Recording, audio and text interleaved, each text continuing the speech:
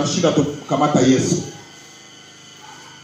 Damu ya Yesu inaokoa, inasafisha, inasamehe, inatakasa, inatufanya viumbe vipya.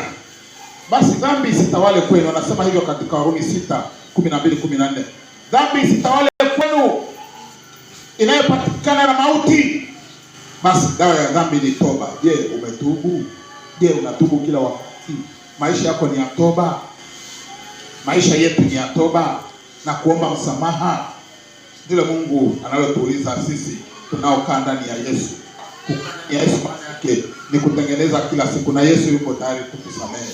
Amebeba hati ya msamaha, hati ya ondoleo la dhambi, na anapotusamehe dhambi anatushughulika na anaponya na magonjwa yetu, anaondoa na laana zetu, analeta baraka katika maisha yetu.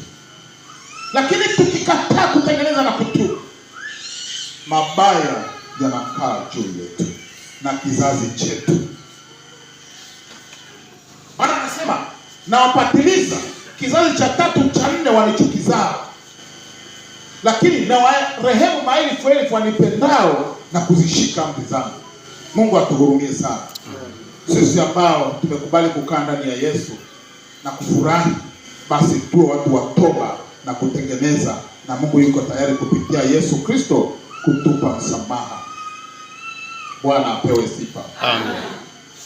Ataachilia baraka kwenye familia yako, ataachilia baraka kwenye mifugo yako, ataachilia baraka kwa watoto wako, ataachilia baraka kwenye kazi zote za mikono yako, ukiwa mtu wa toba unayejenga mahusiano mazuri na wanadamu wenzako, lakini unayejenga mahusiano mazuri na Mungu.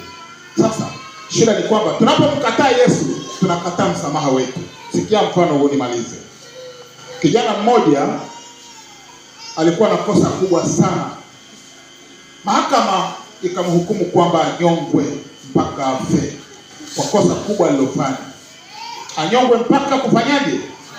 Mpaka afe.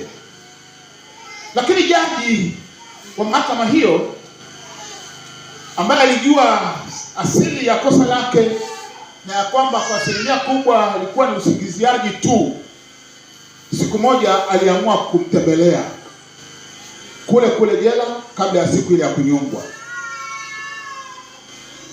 na aliamua kwenda na hati ya msamaha akaiweka mfukoni, hiyo hati ya msamaha kwamba asinyongwe.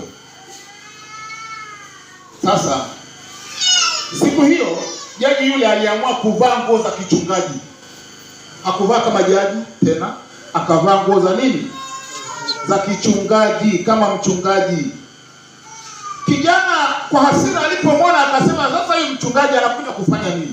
Mimi nimeshahukumiwa hapa, anasubiri kufa tu. Hebu asiniletee za kuleta, na ngoja kifo changu, badala ya kujua kwamba hata kama ni kufa, basi huyu mchungaji angemwombea afe kwa amani kwenye mikono ya Mungu.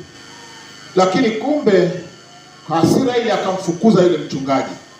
Ondoka, taki kuona mtu hapa, nasubiri kifo. Nimekuja na habari njema kwako. Nimesema ondoka, tayari tumeshatangaziwa kifo, nasubiri kunyongwa. Ndugu yangu, nimekuja nina habari njema. Anasema hivi, sitaki kusikia. Vijana wa siku hizi unajua akishaamua kitu ameamua. Mimi kuna mmoja nilikutana naye njiani wakati naendesha pikipiki. Yuko katikati ya barabara, nampigia honi, pipi pipi, hapishi. Nikapiga tena, pipi hapishi. Nikafunga breki, nikamwambia kijana, hivi unataka mimi nikafungwe au unataka nini? Nasema, mzee, wewe gonga tu, mimi nishapiga na maisha haya. Wewe gonga tu, gonga, kama unanigonga unanipunguzia shida nife. Nimeshapinda na maisha haya. Unaona